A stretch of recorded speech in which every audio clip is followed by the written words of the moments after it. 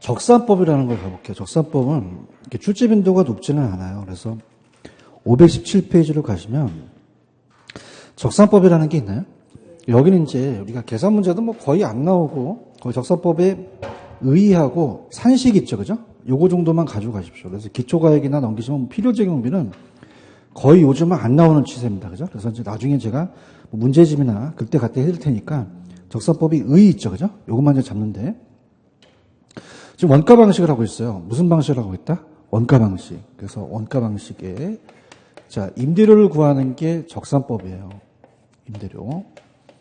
그래서 적산법입니다. 적산법은 뭐냐?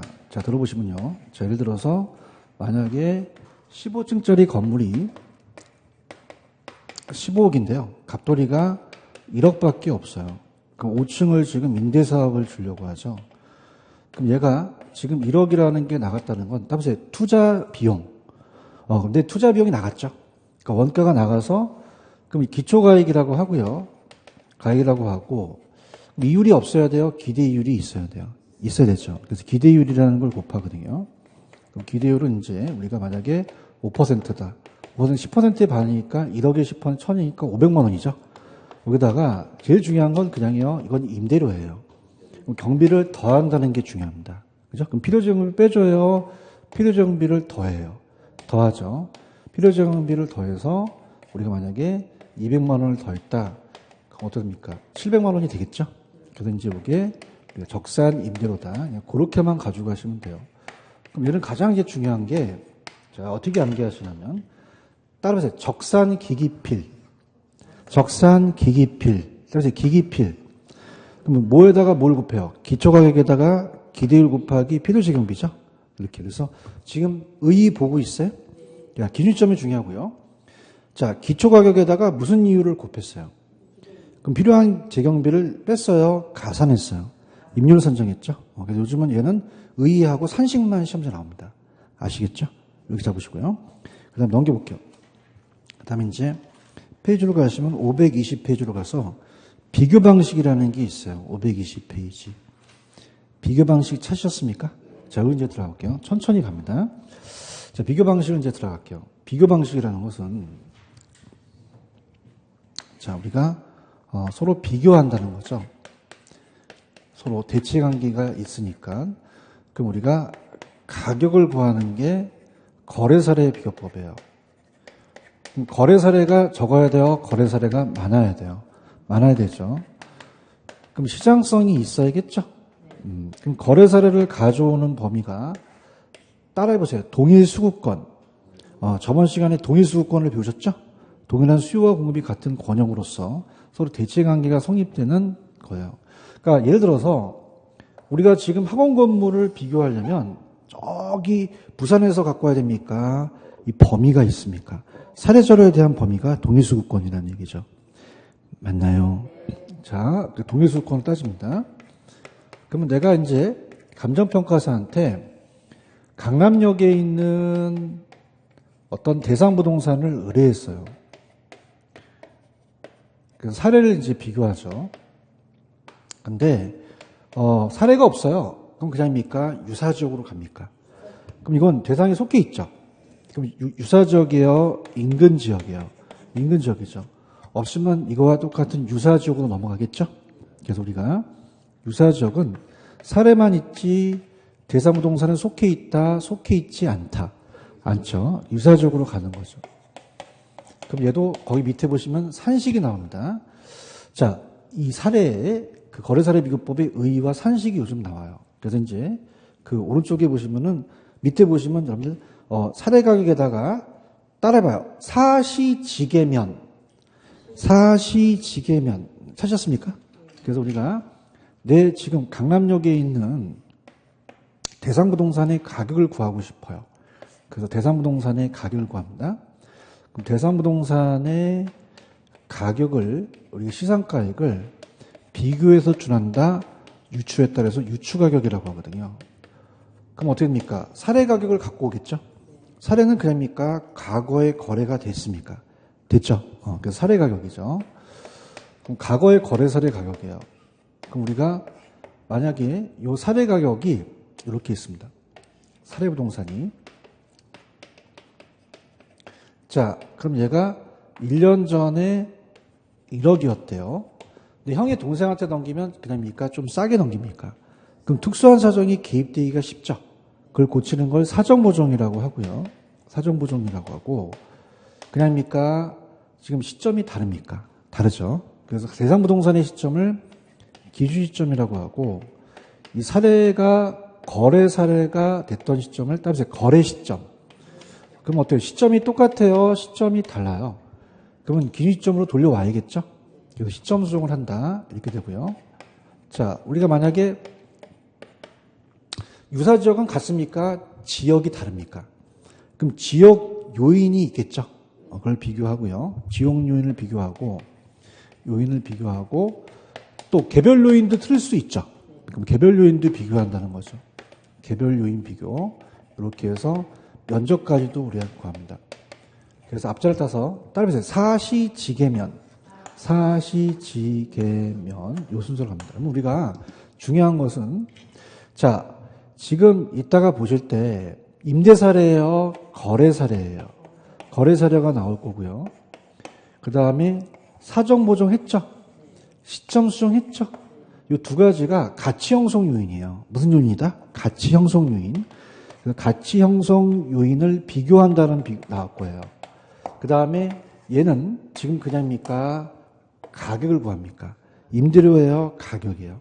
가격. 지금 여러분 좌측에 520페이지에 의 있어요? 찾으셨어요?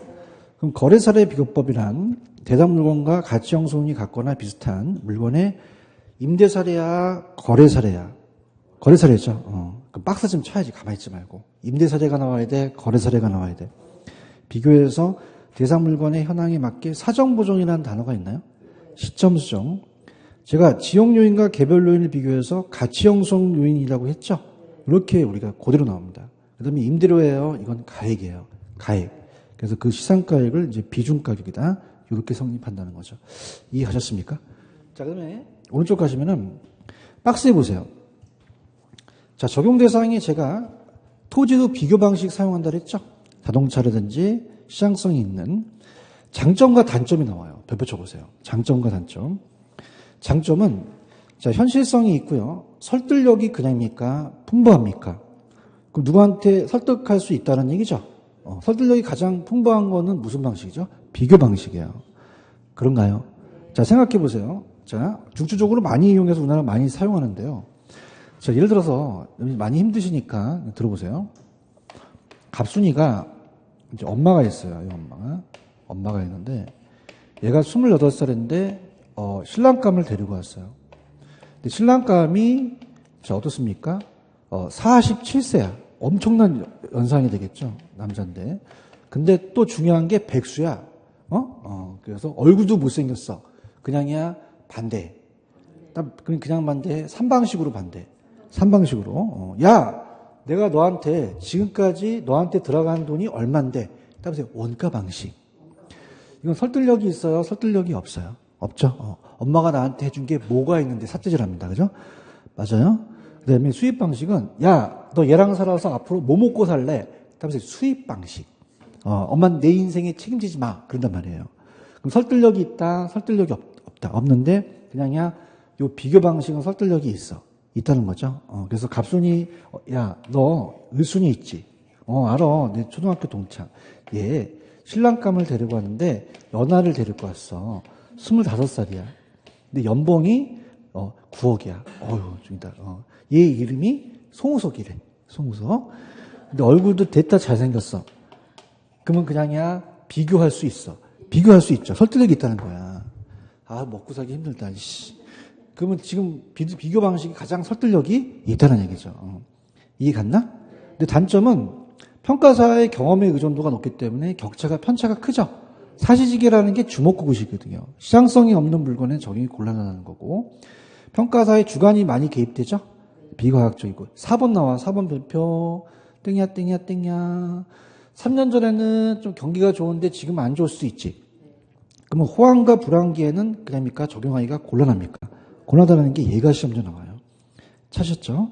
그래서 제 프린트 10번을 한번 가보세요. 10번을 보시면은 맞는지 틀리는지 보세요.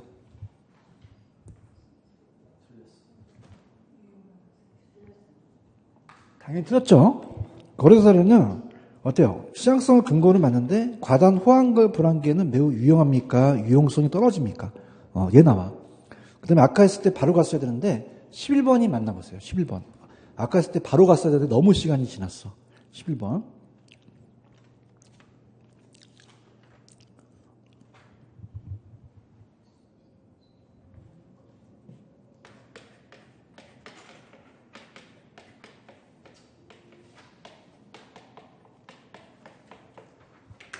아까 풀었어야 되는데 따라서 적산 기기필.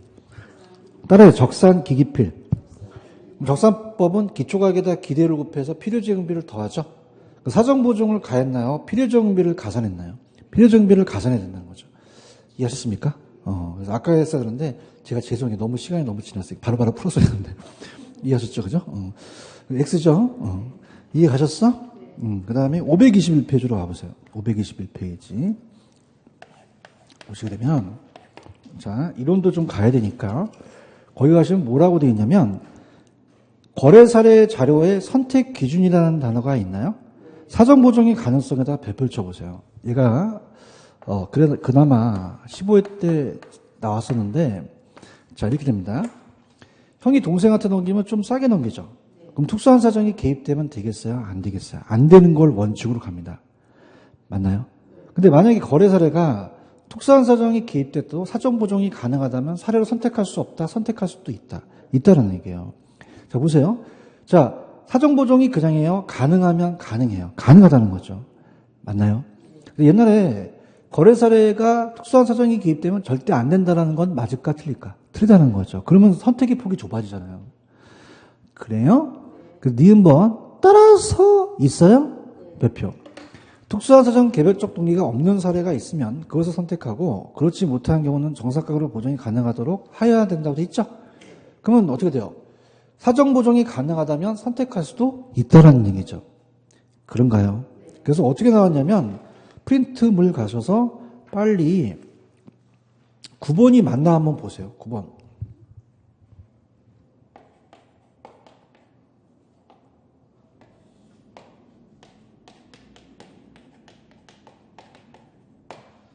자, 9번이 맞아요? 틀려요? 자, 거래 사례는 관계자의 특수한 사정 또는 개별적 동기가 게재되기 쉽기 때문에 특수한 사정이 게재되지 않는 거래사여야 된다는, 찾았습니까? 지금 보고 있어요? 그럼 어떤 거지? 나봐봐. 그러면 특수한 사정이 개입되면 평가한다, 다 평가가 안 된다. 안 된다는 뜻이에요. 같이 가. 뒤로 넘겨. 해설을 가야겠어. 못 알아듣는 것 같아서. 9번 있어? 강사는 느낌이 오거든. 대표성이 없는 거래사는 사례로 채택하지 않는 것이 원칙이죠. 근데 사정 보증이 가능하다면 채택할 수 없다, 있다라는 거죠. 아까 그 질문은 틀렸다는 얘기예요. 이해하셨습니까? 이거 주의 있게 보시고. 여러분 화이팅 하세요. 521페이지 맨 밑에 가시면 시점수의 가능성이라는 게 있어요. 그러면 여러분 봐요. 1년 전 거는 시간으로 유사하지만 30년 거는 된다, 안 된다? 안 된다는 거예요. 그러면 자, 지금 521페이지 맨 밑에 2번 시점 수정의 가능성을 보고 있습니다. 그럼 그냥인데요. 시간적으로 좀 유사해야 돼요. 유사해야 되죠. 찾으셨습니까? 거래 사례의 거래 시점과 대상물의 기준 시점 사이에 시간적인 불일치가 있을 때 사례 가격을 기준 시점으로 쓰는 정상화하는 작업을 시점 수정이라고 하거든요. 그럼 넘기시면 가격 변동률에 관한 지수가 얼마만의 오차를 포함함으로 될 수 있는 한 최근의 사례가 선택하는 것이 유효하죠. 그죠? 그러면 어떻게 돼요? 아주 오래된 게 나요? 최근 게 나요? 시간적으로 유사해야지만 된다는 거죠. 맞나요? 그 다음에 지역요인 비교 가능성이라는 것은 위치가 유사해야 된답니다. 위치 유사성. 그러면은 봐봐요. 자, 일단 동의수급권을 넣으면 될까요? 안 될까요? 안 되죠. 그럼 동의수급권 내에서 하라는 얘기예요. 무슨 수급권? 그래서 여러분들 지금 3번에 니은번 있어요? 사례자료는 재산물건과 동일성, 유사성이 있는 인근지역 또는 무슨 수급권 내에 동일수급권이 존재하는 것이어야 되면 된다는 거죠. 그런가요? 그 다음에 개별 요인 비교 가능성이라는 게 있죠. 그래서 밑에 니은번은 아직 잡지 마세요. 배분법이라는 건 제가 5, 6월 달에 가서 해드리도록 하겠습니다. 지금은 배분법까지 갔다면 큰일 납니다. 배분법이 잘 안 나오는 건데 5, 6월 달까지 하고 거기 기억만 보는데 봐봐. 개별 요인의 비교를 하려면 그냥 해야 돼요. 물적으로 유사해야 돼요. 물적 유사성이 있어야 된다는 거죠. 그 만약에 사례부동산은 석조 건물인데 대상부동산이 목조 건물이다 그러면 물적으로 틀리죠. 그럼 할 수가 없다는 얘기예요. 그렇게 가볍게만 치세요. 오케이? 넘기세요. 넘기시면은 페이지 524페이지 갑니다. 524로 가시면은 거기 사정보정이라는 사례절의 정사가 있죠. 그래서 우리가 특수한 개입돼 있으면 사정보정으로 이제 증액 감액해 준다는 거죠. 근데 중요한 것은 거기 보시면은 사정보정치라는 식이 있죠. 그럼 사례가 올라가요? 대상이 올라가요? 대상이 올라가죠. 굉장히 중요합니다. 사례가 올라간다? 대상이 올라간다? 대상이 올라가요. 그래서 대상이 또 보정이 될 수도 있고 사례가 보정이 될 수 있거든요. 원래는 사례가 거의 보정이 되죠. 그래서 우리가 사정에 대한 개입이 플러스는 우세, 마이너스는 열세, 알파가 있다는 거죠. 플러스 마이너스 알파. 자, 그럼 사례가 올라간다? 대상이 올라간다. 이 상자를 오늘서부터 윗상자, 아래 알자야, 윗상자야. 윗상자로 가세요. 그죠? 내가 얘기하는 게 신적인 존재야. 상. 무슨 상자? 그럼 아래야, 위야. 위. 그러니까 이건 사례니까 거래 사례죠? 그냥이야, 아래야. 아래나 사례나 거래나 비슷하지? 비슷하다고 해요. 그럼 사례가 올라가, 대상이 올라가? 어떻게 했어? 윗상자니까. 감사합니다. 그래서 대사. 그럼 대가 올라가죠? 그 오른쪽에 사례 정상화 작업의 예제 문제 1번을 한번 풀어볼게요. 자, 오른쪽에 1번이 있어요. 잡니다. 사례 토지가 매입자의 강매로 인하여 정상가보다 몇 % 고가로 거래됐죠? 그럼 사례가 그냥요, 내려가요. 그럼 대상은 아무 이상이 없죠? 그럼 사례가 10%만큼 까진다는 얘기죠. 우리가 10%만큼 고가로도 거래됐죠? 그러면 그냥 해야 돼요? 더해야 돼요. 더해서 보정하는 거죠. 요거 이해 가시겠습니까? 그 다음에 이제 예제2는 뭐 둘 다 보정하는 건데, 그건 참고로 하시고요. 그 다음에 좌측에 보시면은 우리가 시점 수정이라는 단어가 있죠. 그래서 시점 수정하는 방법이 있어요. 두 가지가 있는데, 자, 시점 수정하는 방법. 자, 그래서 시점 수정하는 방법은 두 가지가 있습니다. 시지변이라고 제가 암기하라고 그러는데요. 시지변.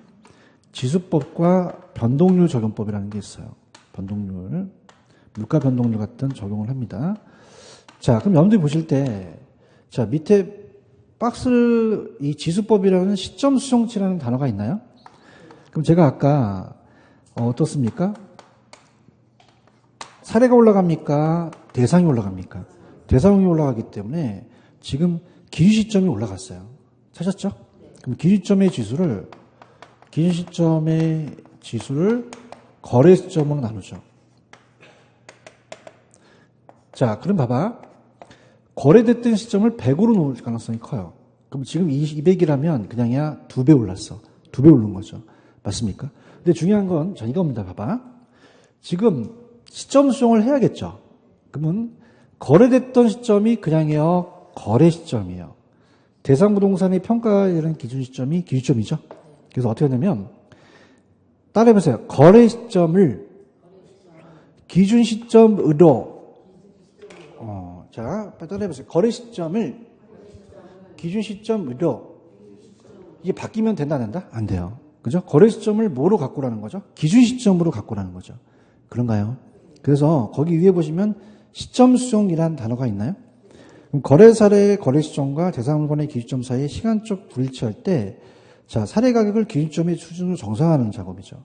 찾았습니까? 그럼 무슨 시점을 무슨 시점으로? 거래 시점을 기준 시점으로 돌려온다고 하셔야 됩니다. 아시겠습니까? 이렇게. 그럼 우리가 지수법까지는 이해 가셨죠? 그럼 우리가 변동률 적용법이라는 게 있나요? 자, 이 시점 수정은 갑니다. 자, 예를 들어서 갑시다.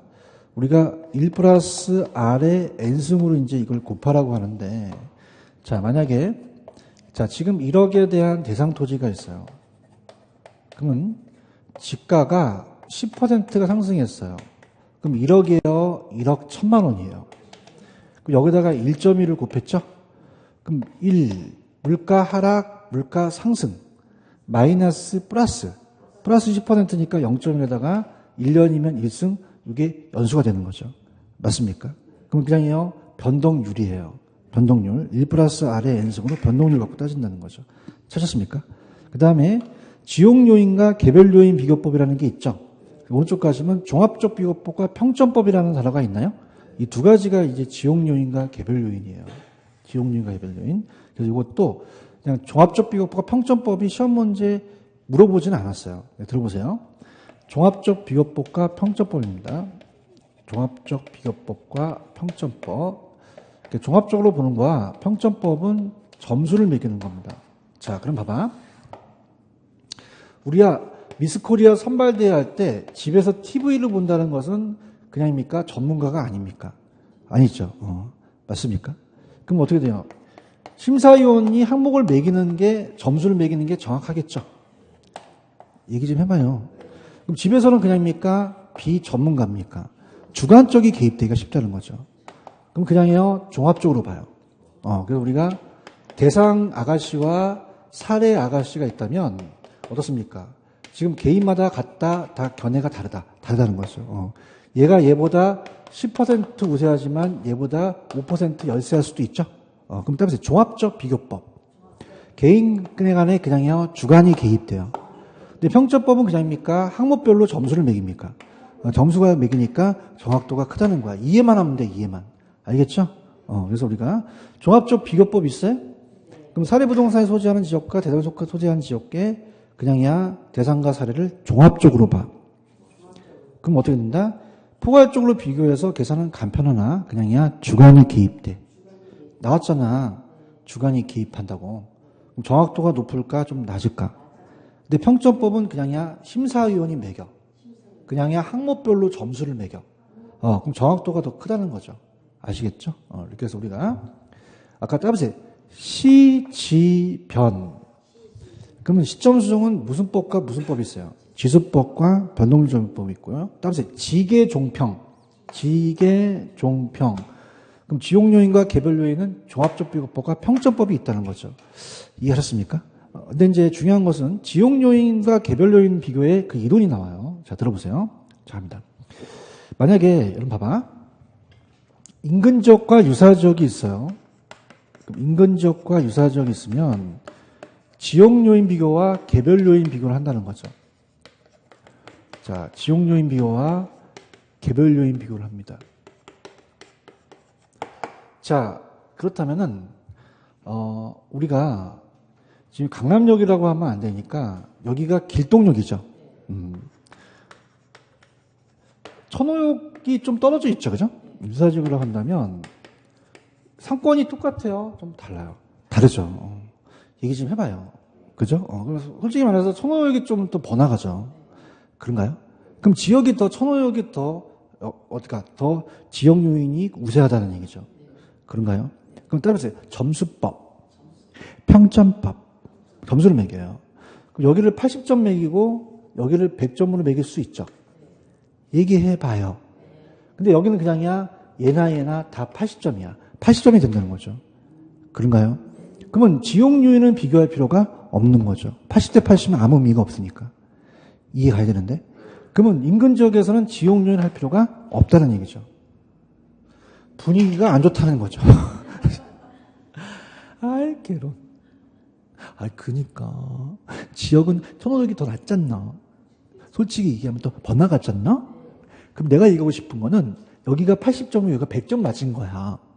그럼 얘만 80점이야? 얘도 80점이야. 다 80점인데 저기 같잖나? 그럼 지역요인을 비교할 필요가 없다는 거지. 대답하잖나? 근데 유사지역 사례를 갖고 왔어요. 그냥이야 얘 100점이야. 나 80점이죠? 그때는 분석해야 되죠. 그러니까 지역요인 때는 분석을 해야 된다는 거죠. 이해하셨습니까? 그런데 그냥입니까? 개별요인은 다 틀립니까? 다 틀리기 때문에 개별요인은 다 잡아야 된다는 거죠. 맞습니까? 자, 개별요인은 똑같아요. 얘는 달라요. 다르고 개별적인 건 다 틀릴 수 있다는 거죠. 아시겠습니까? 근데 인근 지역에서는 지역이 같으니까 무슨 요인을 할 필요가 없어요. 지역 요인 비교가 필요할 수밖에 없다는 게 반드시 주제가 됩니다. 아시겠습니까? 자, 그래서 우리가 524페이지 가시면 3번에 지역 요인과 개별 요인이 있어요. 두 번째, 사례부동산이 동일수급권 내에 유사 지역에 속할 때는 무슨 요인이 다 비교해야 돼? 좀 얘기 좀 해봐요. 근데 인근 지역은 똑같죠? 그럼 지역 요인은 동일하므로 지역 요인은 비교할 필요가 없다는 거죠. 80, 80은 의미가 없다는 얘기예요. 이해 갔나? 근데 무슨 요인은 비교해야 돼? 개별 요인만 비교할 수 있다는 거죠. 이해 가셨죠? 자, 그래서 오른쪽에 예제 3번과 4번을 묶어보세요. 거의 출제 빈도가 100%입니다. 예제 3번, 4번 있나요? 묶으셨습니까? 굉장히 중요해요. 그래서 제가 도와드리기도 할 텐데, 아까 사례가 올라가요? 대상이 올라가요? 어떻게 하셨어요? 감사합니다. 합격하실 거예요. 그죠? 대상이 올라가? 이게 먹고 들어가야 돼. 나와봐. 많이 힘드니까 내가 맞춰줄게. 은는이가라는 게 있어. 그죠? 그래서 이제, 좀 자신 있는 게 다음 주에 여러분들 빠지시면 안 됩니다. 다음 주서부터 하도 이제 저녁반 분들이 이제 좀 활성화 시키려고 제가 특강식으로 강의를 해요. 이 프린트를 내주거든요.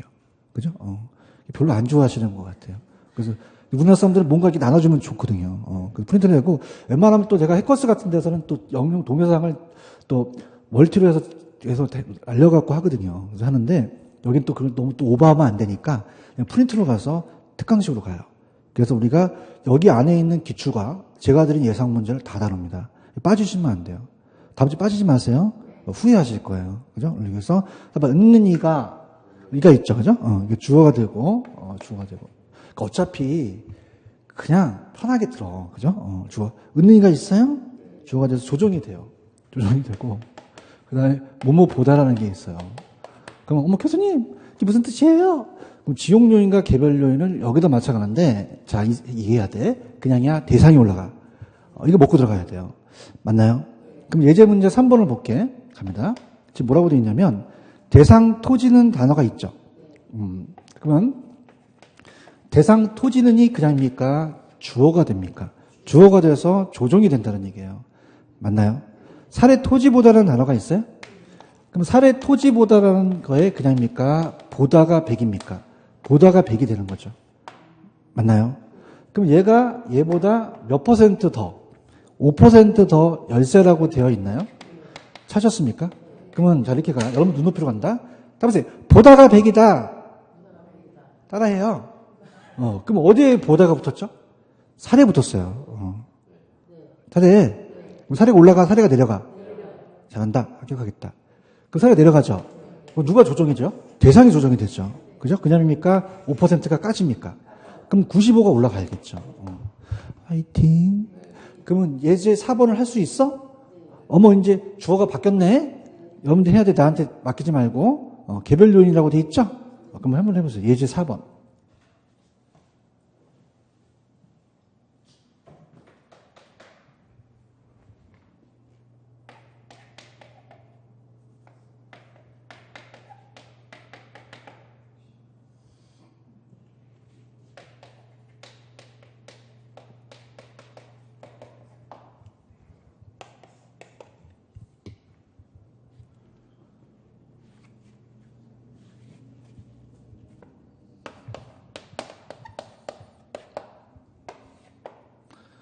자, 따라해봐요. 보다가 100이다. 보다가 100이다. 보다가 100이다. 대상이 보다가 뭐가 있잖아요. 예? 그럼 얘가 100이잖아요. 사례가 올라가, 대상이 올라가. 감사합니다. 얘가 올라가죠. 얘가 조정이 된다는 얘기예요. 그럼 얘보다 몇 퍼센트? 10% 더 더한 거죠. 그러니까 110이 된다는 거죠. 맞습니까? 100% 출제됩니다. 이해하셨죠? 그럼 넘기셔서 문제 한번 풀어보세요. 문제 우리가 대표 예제 출제 기출 문제입니다. 이걸 풀면은 거의 하산해도 좋아요. 참고적으로 날 봐. 참고적으로 요거 있죠, 요거. 95, 100 나누는 거 있죠. 모를까봐 내가 이건 95를 이렇게 해서 100이면 요걸 표현하는 거예요. 그죠? 그래서 왜냐면 모를까봐. 그죠? 어머 교수님 누워 있어요. 그렇게 할까봐. 그럼 하나만 더 하자. 이건 100을 갖다가 이렇게 한 다음에 110이 내려가는 거죠. 할 수 있겠어요? 이렇게. 아니, 뭐, 다 알지만 모를까봐 그런 거야. 그죠? 이게 여기 앞에 있는 게 위에 있는 거고 뒤에 있는 게 밑에 있는 거야. 할 수 있죠? 그럼 해봐. 너무 쉬워. 쓰러져.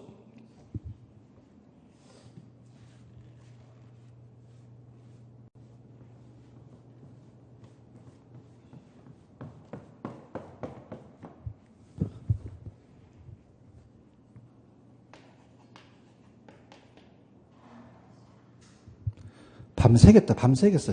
자, 일단 박스 보고 계셔요? 그럼 사례가 지금 그냥이야. 2일 전에 9억이야. 9억이죠. 대답해.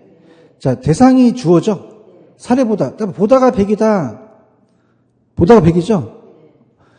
얘기를 안 해. 보다가 100이잖아요. 그렇죠? 그럼 사례가 100이 되겠죠? 그냥이야. 대상이 조정이 돼. 대상이 사례보다 몇 퍼센트 우세? 10% 우세니까 110이 되지. 얘기가 다음 넘어간다? 그럼 어떻게 되니 이거는? 110을 이렇게 해서 이렇게 표현하는 거지. 그렇다고 해야 돼. 두 번째는 대상이 또 주어져. 대상이 사례 지역보다 몇 퍼센트 열등. 그럼 사례가 또 100이 되잖아요. 그런가요? 그러면 5%를 까야 되죠. 95가 되겠죠. 그럼 95를 100으로 나눈다는 거죠. 이렇게. 이해했습니까? 무조건 뜹니다. 체크하셨죠? 그래서 이걸 알아야 우리가 계산 문제를 할 수가 있거든요. 오케이? 그 다음에 오른쪽에 맨 밑에 가시면 임대사례 비교법이 있어요? 거래사례야? 임대사례야? 임대사례죠. 그럼 임대사례는 가격이야? 임대료야? 어떻게 왔어? 임대가 붙었잖아. 그래요? 이렇게. 그러면 이제 요게 비준 가격이야? 비준 임대료야? 거래 사례에 대한 임대료가 되겠죠? 그럼 따라서 임대사례 갖고 비교하는 거죠. 아시겠습니까? 아까랑 똑같아요. 그럼 얘는 가줄게. 임대사례 비교법은 거래사례가 나와야 돼? 임대사례가 나와야 돼? 빨리 찾아야지. 두 번째 줄에 있잖아. 임대사례 또 쳐야지. 그 다음에 어떻습니까? 세 번째 줄에 보시면 가액이에요? 임대료예요? 임대료죠. 찾았습니까? 그렇게 가시면 돼요. 오케이? 이렇게 하시면 되고, 다른 것들은 그냥 임료의 평가 같은 것도 5, 6월 달에 하고, 넘겨보시면 이제 수입 방식으로 가볼게요. 531페이지 가십니다. 수입 방식이 있어요? 이게 굉장히 어려워요. 그래서 이제 제가 5, 6월 달 과정을 좀 빼는 거는 여기 좀 실력을 좀 갖춘 다음에 5, 6월 달에 가고요. 제가 이제 중요한 것들만 이제 조금 말씀을 좀 드려보도록 할게요. 자, 지금 그냥입니까? 이제 수입 방식입니까? 수입 방식이죠. 찾았습니까? 그러면 자, 이제 그냥요 수익을 갖고 따져요. 그럼 수익성이 없어야 돼요? 있어야 돼요? 있어야죠. 보통 우리가 이런 근처는 임대료가 나오죠? 그 다음에 기업용 부동산 같은 건데 보통 기업용보다는 임대용 부동산을 많이 사용합니다. 그래서 이 수익환원법이라는 게 굉장히 어려워요. 차근차근히 한번 들어가 볼게요. 자, 수익환원법이 가격을 구하는 거거든요. 수익은 현재 생겨요? 장래 생겨요? 현재 가치로 할인한다는 얘기 들어보셨죠? 그래서 따라서 수익을 가격으로 환원해달라. 그래서 수익환원법이라는 말을 쓰거든요. 그죠? 그래서 이제 쓰는데 들어갑니다. 얘가 가장 어려워요. 3방식에서. 물론 3방식 다 어렵겠지만 이게 가장 어렵습니다. 얘는 그냥요 수입 방식이에요. 수익성이 있어야겠죠? 수익성이 있어야 되고, 자, 그래서 이제 우리가 보통 기업용 부동산과 임대용 부동산을 써요. 그런데 생각해 보세요. 보통 삼성 사업 같은 게 많습니까? 주위에 임대 부동산이 많습니까? 임대용을 많이 쓴다는 거죠. 맞습니까? 그럼 임대료는 그냥입니까? 우리한테 수익입니까? 수익을 가격으로 바꿔달라는 거죠. 그래서 우리가 수익환원법이라는 말을 씁니다. 수익환원법. 자, 그래서 수익 가격이라는 것은, 자, 항상 순수익이라는 건 이따 제 프린트에 있지만, 순수익은 과거예요? 현재예요? 장래예요? 장래 생기죠? 그런가요? 그래서 우리가 순수익을, 자, 따보세요. 수익을 가격으로 환원해달라. 그래서 환원이율이라는 말을 쓰거든요. 그래서 우리가 이 정의가 순수익이라는 게 나와요. 자, 얘는 좀 떨어뜨려 볼게요. 그럼 순수익이 나오고, 그 다음에 미래의 현금 흐름이라는 게 나옵니다. 자, 그래서, 자, 순수익이라는 자체는 우리가 여러분들 투자론에서 순영업 소득이라는 얘기 들어보셨죠? 이게 항상 순영업 속으로 가는 게 감정평가 이론이고, 순수익은 한 해니까 환원한다는 말을 쓰고, 자, 매년 소득이 똑같아요. 현금 흐름이 달라요. 그럼 따라서 할인한다. 할인한다는 말을 쓰거든요. 그런가요? 그 다음에 이건 임대료입니까? 가격입니까? 가격. 의갑니다. 넘겨볼게요. 넘겨보시면은 수익환원법이라는 단어가 있나요? 자, 자, 이따 제 문제 있지만 그냥 수익이에요? 장래예요? 과거, 현재, 현실 순수익이 아니죠? 그래서 기재는 순수익 동그라미, 미래의 현금흐름 동그라미. 그러면 수익은 제가 환원한다고 말을 쓰고 미래의 현금흐름은 할인한다는 말을 썼나요? 그 다음에 임대료입니까? 가액입니까? 가액이라는 거죠. 체크하셨죠? 그럼 씻기 전에 빨리 한번 가보세요. 우리가 12번이 맞나 보세요. 자, 갑니다. 12번. 현실 순수익이에요? 장래 순수익이에요? 장래죠. 현실 순수익을 환원하는 게 아니죠. 그런가요? 이렇게 보시면 되고. 그 다음에 이제 533페이지 가시면 메뉴에 박스가 하나 있나요? 자, 적용 대상은 아까 기업용과 임대용 부동산에 쓴다 그랬죠? 그래서 광산, 어권, 건 들어가면 다 그냥입니까? 수익환원법입니까? 광산 또 마찬가지고요. 임대용, 기업용의 수익성 부동산이 평가가 되고 장래 순수익 현재 가치를 구함으로 그냥이에요. 이론 쪽이에요. 가장 이론 쪽에 부합한 게 이거거든요. 근데 우리나라는 아직 이 수입 방식을 안 씁니다. 아까 수입 방식을 많이 써요? 비교 방식을 많이 써요? 비교 방식을 많이 쓰죠. 그런가요? 단점 비수익성 부동산의 적용이 좀 곤란하고 수익에만 치중했기 때문에 그 수익의 차이가 없는 신구 구별이 좀 없다는 얘기죠. 이해 가셨죠? 그다음에 순수익은 총수익에서 총비용을 뺍니다. 통상적으로 이용 능력이 있어야 되고 계속적, 규칙적, 안전하고 확실하고 합리적, 합법적이라는 거죠. 여러분들 왜 투자론에서 영업경비에 불포함 항목 기억나시죠? 그럼 공실 및 불량부채에 대한 충당금은 영업경비에 들어갑니까? 안 들어갑니까? 안 들어가고 부채 서비스액도 안 들어가죠? 투자론에서 다 했어요. 그죠? 소득세도 들어간다, 안 들어간다? 안 들어가죠. 개인은 소득세 내고 법인세죠. 자본이세는 양도소득세죠. 건물에 대한 감가도 포함된다, 안 된다? 안 된다는 거죠. 체크하셨죠? 투자론이니까 나중에 와서 해드리고 넘겨봅니다. 자, 제가 지금 순수익은 기업용 부동산과 무슨 용 부동산이 있다 그랬어요? 임대용이 있죠. 그럼 기업용은 삼성의 매출액이 있죠. 거기서 이제 총 비용을 빼고요. 임대용은 총 임대 수익에서 경비를 빼요. 그 다음에 제가 대상에서 구하면 그냥이에요. 직접법이에요. 살에서 가져오면요. 간접법이라고 했죠. 그런가요? 그 다음에 거기 밑에 잔여법이라는 단어가 있나요? 자, 이게 순수익을 산정하는 방법인데, 자, 잔여법이라는 게 있어요. 자, 그럼 우리가 복합부동산을 전제로 합니다. 복합부동산을 전제로 갔을 때, 자, 복합부동산은 뭐와 뭐가 결합된 상태예요. 토지하고 건물이죠. 그럼 복합부동산의 순수익이 있으면 건물에 대한 순수익이 하게 되면 토지 순수익이 나온다는 거예요. 그럼 얘가 1억이면은 아는 걸 빼주면 되죠. 그럼 만약에 얘가 6천만 원이면 자, 토지 순수익은 4천만 원이 되죠. 따라서 토지 잔여법. 지금 보고 있어요? 근데 건물 잔여법은 어떻게 돼요? 전체에서 그냥입니까? 토지를 뺍니까? 건물이 나오니까 건물 잔여법이라고 하죠. 찾았죠? 부동산 잔여법 전체적인 건데 그냥 참고하시기 바랍니다. 순수익 산정이다. 그렇게 보시면 되고 오른쪽에 환원율이라는 단어가 있나요? 여기다 발표를 쳐보세요. 오히려. 자, 그래서 시험 문제가 자, 얘와 얘가 바꿔서 나올 수 있는데 자, 계산 방식의 특강을 한번 해보겠습니다. 잘 보세요. 우리가 분수가 있죠. 분수가. 위에는 어떻게 돼요? 분자고 밑에가 분모죠. 엄마가 아이를 업어요. 그럼 방식이 항상 쉬운 방식이 6을 4놈으로 나누면 얼마죠? 2가 됩니다. 이거 어렵습니까? 아유, 이거 되죠. 그래서 항상 중요한 게 얘를 구해주고 얘를 구해주고 얘를 구하라고 해요. 가장 얘가 유력하다는 거죠. 맞나요? 근데 어려운 게 환원율을 구하라고 하거든요. 그 환원율은 요 밑에 걸 얘기를 합니다. 지금 보시죠. 자, 밑에는 그냥입니까? 6을 2로 나눴습니까? 나눴죠. 그래서 따라서 밑은 나눈다. 밑은 나눈다. 따라서 믿나?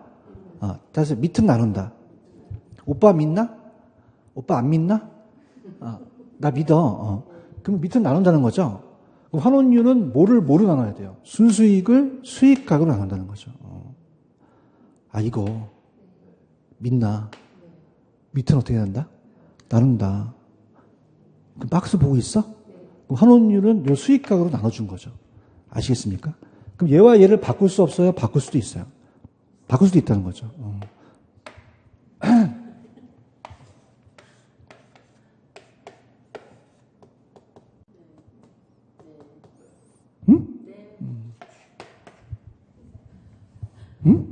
그냥 해야 바꿔나는 거죠. 그러니까 얘를 나눈다는 얘기예요. 아시겠습니까? 그래서 환원율이라는 것은 부동산 가격에 대한 순수익에 대한 비율이라는 거죠. 아시겠습니까? 넘겨볼게요. 넘기시면은, 자, D급본에 가시면 개별 환원율과 종합 환원율이라는 단어가 있죠. 오른쪽에 자본 수익률과 자본 회수율이라는 게 여러분한테 굉장히 어려울 텐데 천천히 한번 들어가 볼게요. 자, 환원율을 구하는 방법은 제가 좀 쉬었다가 공시지가랑 같이 마지막 시간에 해드리겠습니다. 자, 이렇게 보세요. 자, 우리가 이 자본 환원율은 자본 수익률에다가 자본 회수율을 더한다 그래요. 회수율을. 그래서 자, 이거는 곱했을 때는 수익률이고 나눴을 때는 할인율이거든요. 그다음 얘는 감가상각률을 얘기합니다. 감가상각률. 건물은 감가가 안 돼요? 감가가 돼요. 되죠? 맞나요? 자, 그럼 얘기해 보세요. 토지는 상각이 됩니까? 토지는 상각이 안 됩니까? 건물은 상각이 되죠? 이렇게 됩니다. 건물은 상각이 돼요. 자, 그럼 어떻습니까? 토지와 건물이 각각 똑같아요? 환원이율이 달라요? 다르겠죠? 그런가요? 자, 그래서 굉장히 어려운 게, 자, 용어 정리로 가는데, 내가 지금 여기다가 1억을, 따라서 투하 자본. 그냥 했어요? 투하했어요. 투하한 자본이 나갔죠? 그런가요? 그럼 수익률이 없어야 돼요? 수익률이 있어야 돼요? 자, 10%는 따라서 자본 수익률. 자본 수익률이거든요. 그런가요? 그럼 순수익이 나오겠죠? 순수익이 1,000만 원이 나온다는 거죠. 근데 우리가 중요한 것은 평가사는 그냥입니까? 1억의 가격을 매깁니까? 가격을 매기죠. 그런가요? 그럼 1억이 그대로 있고 1,000만 원을 올라가고 10%로 나눠준죠. 그렇다고 해야 됩니다. 10%니까. 그럼 따라서 할인율. 아까는 수익률인데 할인율의 개념을 쓸 수 있다는 거죠. 맞나요? 자, 그럼 우리가 토지는 그냥요 상각이 안 돼요. 건물은요 되죠. 그렇죠. 그럼 우리가 만약에 예금이 다 똑같이 1억씩 투하 자본이 됐어요. 그러면 자본 수익률이라는 게 있죠. 자본 수익률. 자본 수익률이라는 걸 우리가 계산합니다. 그럼 10%씩 10%씩 10%씩 그러면 1,000만 원씩 수익이 생기거든요. 그런가요? 그러면 우리가 1,000만 원만 받아요? 예치시킨 것도 받아요. 안전하게 자본 회수할 수 있다는 거죠. 그런가요? 토지도 그냥입니까? 감가가 안 됩니까? 그러니까 안전하게 자본 회수할 수 있다는 거예요. 맞나요? 1,000만 원씩 받아갈 수가 있는데 중요한 것은 그냥입니까? 건물은 상각이 됩니까? 그럼 감가상각률만큼 고려해야 된다는 거죠. 그래서 만약에 2%가 날아가면은 200만 원이 날아가 버렸어요. 그럼 1억이에요. 9,800만 원이야. 마음이 안 아파? 저도 아파요. 그럼 그냥 이제 고려해야 돼. 고려해야 되죠. 그럼 그냥입니까? 2%를 더 원합니까? 더 달라는 거죠. 맞습니까? 그럼 우리가 어떻을까? 요거는 2%만큼 따라서 자본 회수율. 2%만큼 고려한다는 거죠. 그럼 실질적으로 1,000만 원이에요? 1,200만 원이에요? 1,200만 원을 가져간다는 거죠. 맞나요?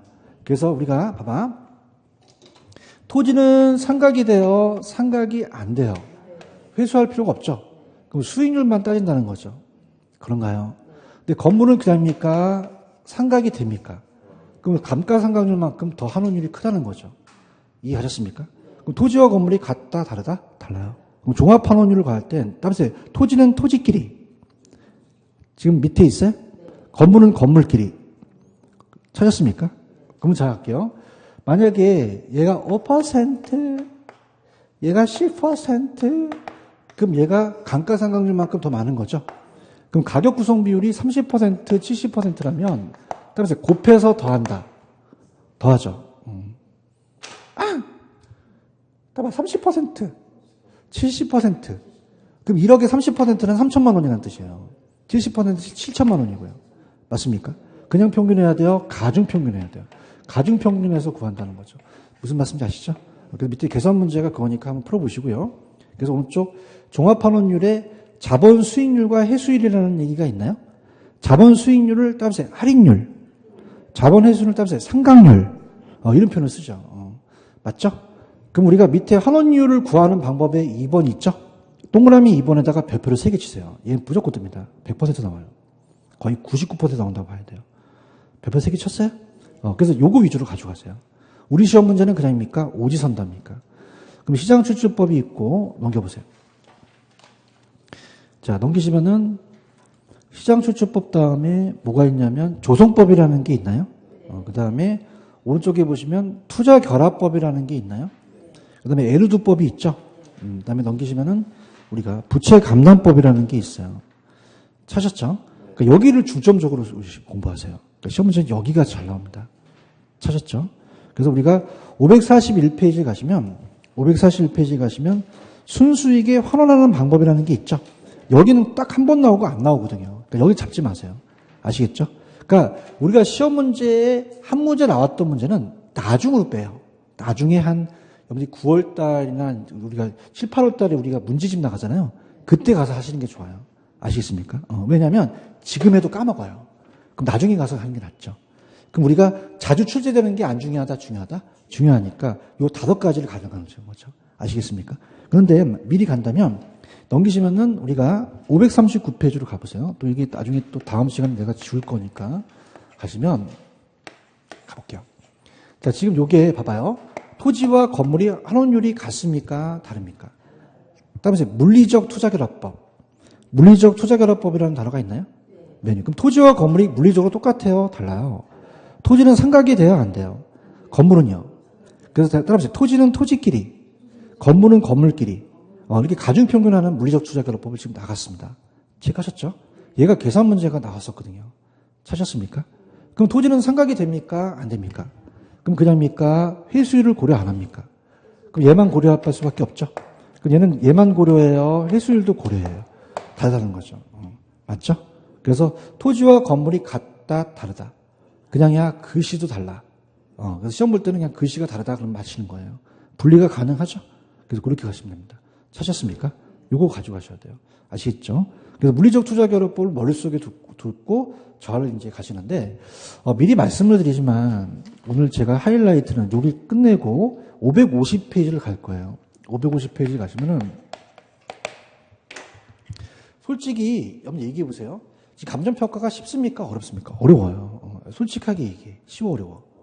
이 공시가격은 무조건 한 문제나 두 문제가 나옵니다.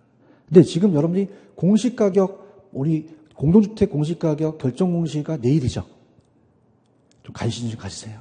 4월 30일 날 결정 공시합니다. 그 공동주택의 가격에 따라서 시장 상황이 많이 변할 거예요. 아시겠습니까? 그럼 공시가격은 지금 그냥 우리 현행 쓰고 있어. 쓰고 여러분들이 지금 하니까 이해가는데 지금 이런 데는 이론이잖아요. 무슨 말씀인지 아시죠? 그래서 공시제도에 시험 문제 많이 나오니까 한 문제가 배정이 되니 여기 위주로 좀 가져가세요. 아시겠죠? 그래서 마지막 하이라이트를 여기를 갈 겁니다. 이해가셨죠? 그렇습니다. 조금만 쉬었다가 갈게요. 알겠습니다.